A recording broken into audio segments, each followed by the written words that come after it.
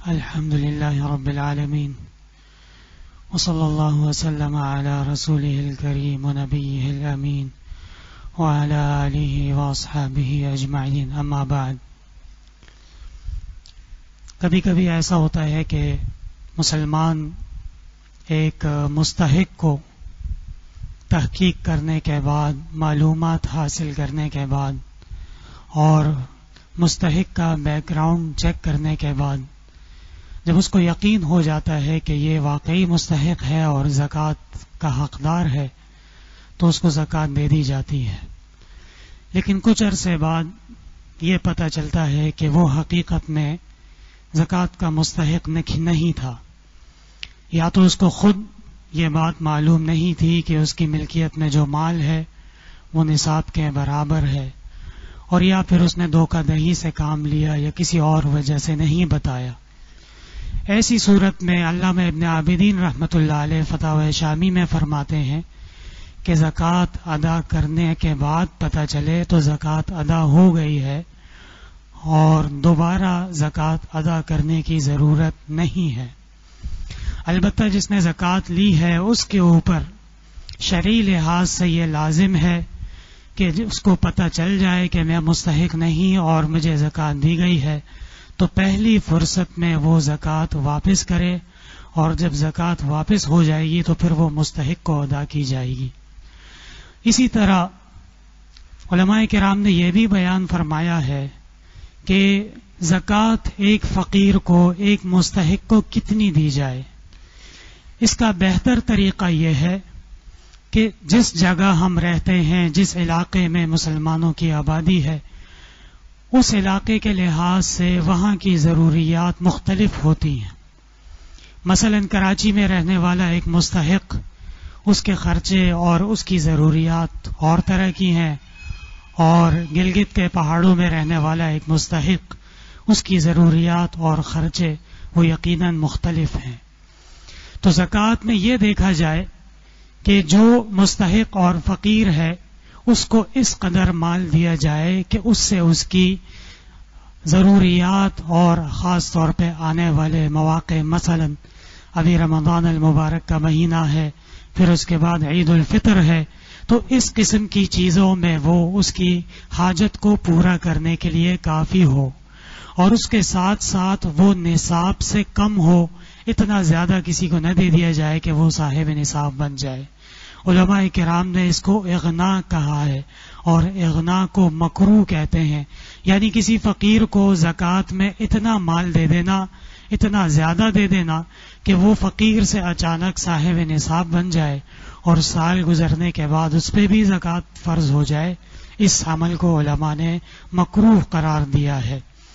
لیکن یہاں ایک بات یاد رہے کہ کبھی کبھی ایک شخص خاندان کا بڑا ہوتا ہے، کسی گھرانے کا سربراہ ہوتا ہے، کسی ادارے کا بڑا ہوتا ہے، کسی مدرسے کا محتمم ہوتا ہے. اب اس کو اگر بڑی رقم بھی دی جائے تو وہ رقم آگے مستحقین کی تعداد زیادہ ہوتی ہے، اس لیے ان میں وہ رقم تقسیم ہو جاتی ہے. اگر وہ رقم ان مستحقین میں تقسیم ہو جائے تو پھر وہ بہت معمولی بن جاتی ہے اور یقیناً وہ ایک نصاب سے کم ہی رہتی ہے. تو اس صورت کے اندر خاندان کے بڑے کو، کسی علاقے کے امیر کو، کسی سربراہ کو، کسی محتمم کو اگر زیادہ رقم بھی زکوٰۃ کے دے دی جائے تو علماء کرام نے کہا اس میں کوئی کراہت نہیں ہے. اسی طرح ایک مستحق کو زکوٰۃ کی ساری رقم دینا بھی جائز ہے، اور دیگر چند مستحقین کو زکوٰۃ کی رقم تقسیم کر کے دینا یہ بھی جائز ہے. زکوٰۃ کی رقم ایک ساتھ حوالے کر دینا وہ بھی جائز ہے، اور زکوٰۃ کی رقم وقتاً فوقتاً ٹکڑے ٹکڑے میں حسب ضرورت، جیسے جیسے فقیر کو ضرورت ہو، مستحق کو ضرورت ہو، تو سال میں، مہینوں میں آہستہ آہستہ کر کے اس کے خرچے میں دینا اور اس کی ضروریات میں دینا، اس کو بھی علماء نے جائز قرار دیا ہے. اسی طرح زکوٰۃ کی رقم اگر کسی نے حوالے کر دی وکیل کے، وکیل اس کو کہتے ہیں جس کو مسلمان اپنی طرف سے ذمہ دار بناتا ہے کہ یہ رقم میں آپ کو دے رہا ہوں اور یہ رقم آپ فلاں جگہ فلاں مستحق کو پہنچا دیں. اس کو وکیل کہتے ہیں. وکیل نے کسی بھی وجہ سے، کسی حادثے سے یا کسی اور وجہ سے زکوٰۃ کی رقم کو ضائع کر دیا.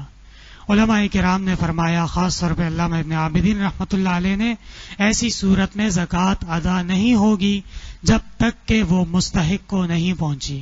مستحق کو پہنچنے سے پہلے اگر وہ زکوٰۃ چوری ہو گئی، ضائع ہو گئی، ہلاک ہو گئی تو زکوٰۃ دوبارہ ادا کرنی ہوگی، اور وہ زکوٰۃ جو ہلاک ہو گئی وہ ادا میں شمار نہیں ہوگی. اسی طرح اگر کسی کو آپ نے زکوٰۃ کے پیسے دے دیے اور مصرف معین کر دیا کہ یہ زکوٰۃ میں آپ کو دے رہا ہوں اور یہ زکوٰۃ آپ نے فلاں مصرف میں خرچ کرنی ہے، فلاں مستحق کو دینی ہے، فلاں جگہ طلباء کو دینی ہے، فلاں جگہ مدرسے میں جمع کرانی ہے، اور اس نے اس کے خلاف کر دیا حالانکہ آپ نے اس کے لیے تعیین کی تھی، تو زکوٰۃ ادا نہیں ہوگی. اس کا آسان طریقہ یہ ہے کہ جو معتمد ہو، جو آپ کا وکیل ہو، جس پہ آپ اعتماد کر رہے ہوں، اس کی منشا پہ چھوڑ دیا جائے. یہ زکوٰۃ کی رقم آپ کے حوالے ہے، اور فقیر اور مستحقین اور مدرسے اور طلباء کے درمیان جہاں جہاں آپ کو ضرورت ہو اور آپ کو لگے کہ یہاں زیادہ مناسب ہے تو وہاں پہ وہ رقم دے دی جائے. اب وکیل جہاں بھی وہ رقم دے گا آپ کی طرف سے اس کو اجازت ہے، لہذا زکوٰۃ ادا ہو جائے گی. اسی طرح عموماً صدقات کے اندر یہ پسند کیا گیا ہے کہ صدقات اور زکوٰۃ وغیرہ یہ اخفاء کے ساتھ ادا ہوں. اخفاء کہتے ہیں خاموشی کے ساتھ اور ظاہر کیے بغیر. رسول اللہ صلی اللہ علیہ وسلم نے ایک حدیث میں فرمایا ہے، وَرَجُلٌ أَنفَقَ يَمِينُهُ حَتَّى لَا تَعْلَمَ شِمَالُهُ. اللہ تبارک و تعالی حشر میں اس بندے پہ بہت زیادہ فضل فرمائیں گے اور اس کو اپنے عرش کے نیچے جگہ عطا فرمائیں گے جو اس طرح اللہ کے دین پہ خرچ کرتا ہے کہ اس کا دایاں ہاتھ خرچ کرے تو اس کے بائیں ہاتھ تک کو خبر نہ ہو. یہ ہے ہماری دین کی تعلیم، اور یہی علماء کرام نے فرمایا مستحب ہے. بعض جگہ ایسا ہوتا ہے کہ اعلان کرنے میں زیادہ فائدہ ہوتا ہے. مسلمانوں میں زکوٰۃ کی ترغیب، مسلمانوں میں زکوٰۃ کا جذبہ اور مسلمانوں کی مدد کرنے کی تلقین اگر کرنا کوئی چاہ رہا ہے اور وہاں پہ وہ اعلان کرے، علانیہ دے، اظہار کر کے دے، سب کے سامنے دے، علماء کرام نے کہا یہاں پہ اظہار کرنا یہ زیادہ افضل ہے. اور اسی طرح زکوٰۃ کے مصرف کے اندر اس کو باقاعدہ یہ باور کرانا کہ میں آپ کو زکوٰۃ دے رہا ہوں اور یہ زکوٰۃ کا مال ہے، اور ایک طریقے سے اس کے اندر تذلل پیدا کرنا یا اس کو نیچا دکھانا، یہ علماء کرام نے فرمایا کہ بہت برا عمل ہے اور اس سے بچنا چاہیے. اللہ تبارک و تعالی نے قرآن کریم میں بھی فرمایا ثم لا يتبعون ما انفقوا منا ولا اذى. اللہ کے نیک بندے وہ ہیں جو کسی پہ احسان کریں، کسی پہ اللہ کے راستے میں خرچ کریں تو اس کے بعد اس پر احسان نہ جتلائیں. یہ اللہ کے نیک بندوں کی نشانی ہے.